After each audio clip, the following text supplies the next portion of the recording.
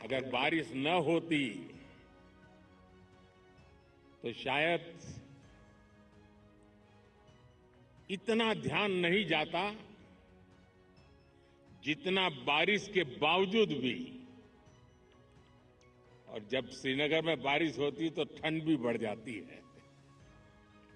मुझे भी स्वेटर लगाना पड़ा।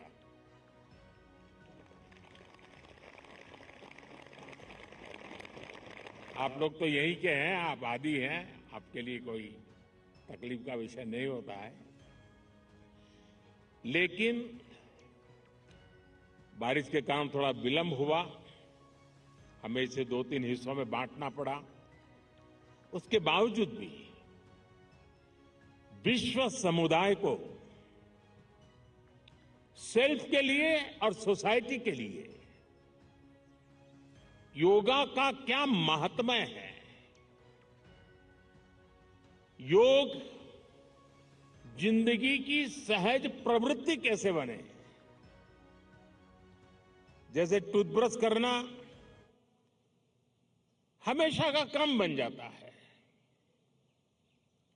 बाल संवारना हमेशा का क्रम बन जाता है, उतनी ही सहजता से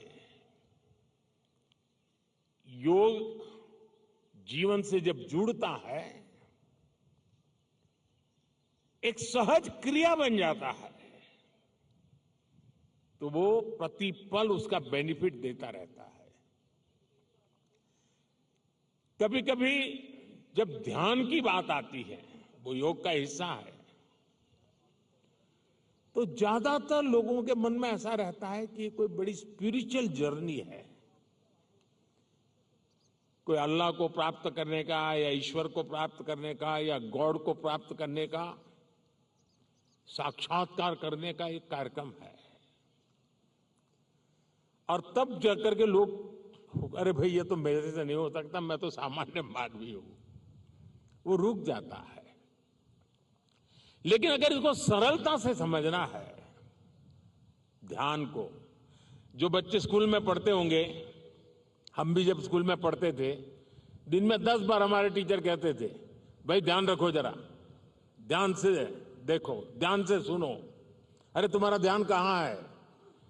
ये ध्यान जो है ना, वो हमारे कंसंट्रेशन, हमारा कितना फोकस है चीजों पर, हमारा मन कितना केंद्रित है, उससे जुड़ा विषय है। आपने देखा होगा बहुत से लोग याद शक्ति बढ़ाने के लिए, मेमोरी बढ़ाने के लिए कुछ टेक्निक डेवलप करते हैं, टेक्निक सिखाते हैं, और जो लोग उसको बराबर फॉलो करते हैं तो धीरे धीरे धीरे उनका मेमोरी पावर बढ़ता जाता है। वैसा ही ये किसी भी काम में मन लगाने की आदत, ध्यान केंद्रित करने की आदत, फोकस में काम करने की आदत उत्तम से उत्तम परिणाम देती है, स्वयं का उत्तम से उत्तम विकास करती है, और कम से कम थकान से ज्यादा संतोष मिलता है। एक काम करते हैं लेकिन 10 जगह पे दिमाग भटकता है तो उसकी थकान होती है। और इसलिए ये जो ध्यान है, स्पिरिचुअल जर्नी को अभी छोड़ दीजिए, उसका जब समय आएगा तब कर लेना। अभी तो अपने व्यक्तिगत जीवन में ध्यान केंद्रित करने के लिए, अपने आप को ट्रेन करने के लिए योगा का एक हिस्सा है। अगर इतना सहज रूप से आप इसको जोड़ेंगे, मैं पक्का मानता हूं साथियों, आपको बहुत लाभ होगा, आपकी विकास यात्रा का एक बड़ा मजबूत पहलू बन जाएगा।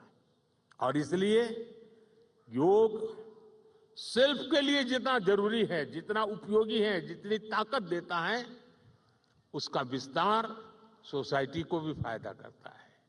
और जब सोसाइटी को लाभ होता है तो सभी मानव जात को लाभ होता है, विश्व के हर कोने में लाभ होता है।